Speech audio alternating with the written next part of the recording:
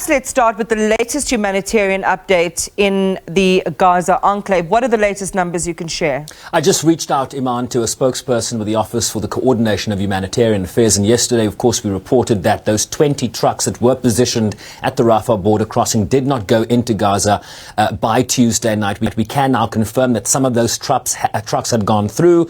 The extent to which, the numbers specifically, we are told, will be updated later in the day, so we'll bring you that later.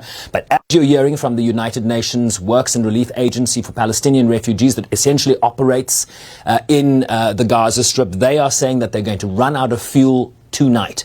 And as you know, the Israelis continue to block fuel aid into Gaza in terms of those convoys that are trickling in due to concerns that this fuel will fall into the hands of Hamas. Let me read you just a brief snippet from the daily OCHA, the Office for the Coordination of Humanitarian Affairs, the daily bulletin they put out on Gaza.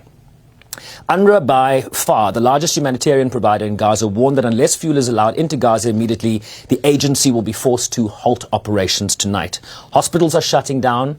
They lack fuel, water, medical supplies and personnel. Fuel is being severely rationed for a select number of critical facilities. The backup generators are not designed for continued operation and could break. Yesterday, UN personnel visited hospitals, Iman. In one, they noted hundreds of wounded men, women and children. Many of them were unconscious with open wounds, lying on beds, stretchers and on the floor, with limited medical attendance. In the yard, there was a tent with tens of dead bodies, including children. Many of the dead are kept there because the morgues are full. Gaza has enough food to last for 12 days, according to the World Health, or the World Food Program, sufficient food for 12 days. However, shops, the available stock is expected to last only 5 days. 1.4 million people have been internally displaced. 590,000 are holed up in UNRWA schools, 70 to a classroom.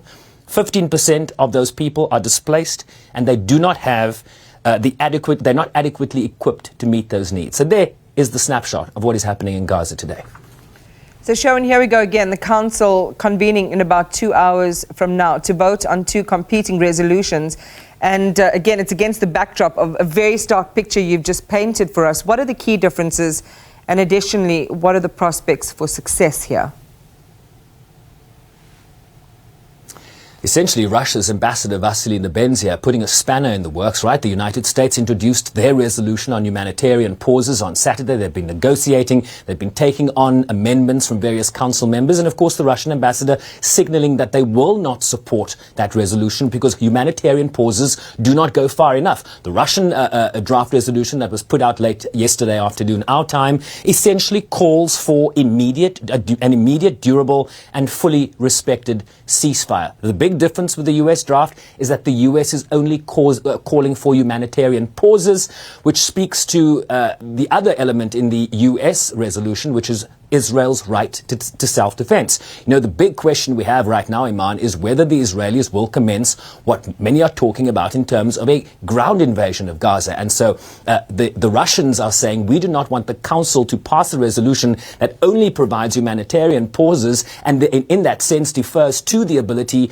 of Israel to conduct a ground offensive of Russia. He doesn't want of Gaza. He doesn't want the Council to be seen as complicit in lighting that offense. And of course, this is a big sticking point for Washington, for the United States, in terms of affirming Article 51 in terms of Israel's right to self-defense. So those are the two issues. It goes to a vote later this afternoon around 9 p.m. Central African time.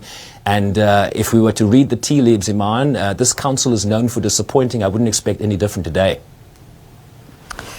So let's go to this then. The Secretary General António Guterres also firing back today at calls from the Israeli ambassador to the UN for him to resign. We all witnessed this last night. Comments he made in the Security Council in which he said that the Hamas attack did not occur in a vacuum.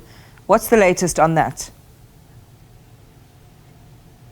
Yeah, real drama on top of all the other drama we've been covering in terms of that Security Council meeting yesterday. Eli Cohen, the foreign minister of Israel, basically cancelling a bilateral meeting he had with the Secretary General soon after those remarks. The Secretary General essentially saying that the attacks by Hamas did not happen in a vacuum. I think we all know what he was speaking to there, the long-standing Palestinian conflict, the long-standing peace negotiations that haven't borne fruit, that haven't delivered an independent state for the Palestinians with its capital at East Jerusalem based on the 1967 borders.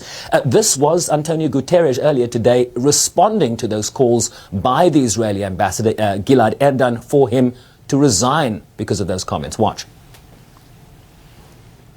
I am shocked by the misrepresentations by some of my statement yesterday in the Security Council, as if I was justifying acts of terror by Hamas. This is false. It was the opposite. In the beginning of my intervention yesterday, I clearly stated, and I quote, "I have condemned unequivocally the horrifying and unprecedented 7 October acts of terror by Hamas in Israel. Nothing can justify the deliberate killing, injuring, and kidnapping of civilians or the launching of rockets against civilian targets." Unquote. Indeed, I spoke of the grievances of the Palestinian people. And in doing so, I also clearly stated, and I quote, "But the grievances of the Palestinian people cannot justify the appalling attacks by Hamas." So I can confirm, Iman, that the Secretary General still has his job. He hasn't resigned, but there has been a response since that statement from Israel's Ambassador Gilad Erdan. He says it's a disgrace to the UN that the Secretary General does not retract his words and is not even able to apologize for what he said yesterday. He must resign. The SG once again distorts and twists reality. He clearly said yesterday that the massacre by Hamas did not happen in a vacuum. Every person understands very well that the meaning of his words is that Israel has guilt for the actions of Hamas, or at the very least, it shows his understanding for the background leading to the massacre. So maybe the two worlds won't meet, but the SG is still in his job, Iman. Well, again, these are, situations that seem to be unprecedented, unpredictable, Sherwin, based on what we've witnessed over the last couple of days. So let's see what happens. SABC News correspondent Sherwin Bryce-Pease bringing us the latest there from New York.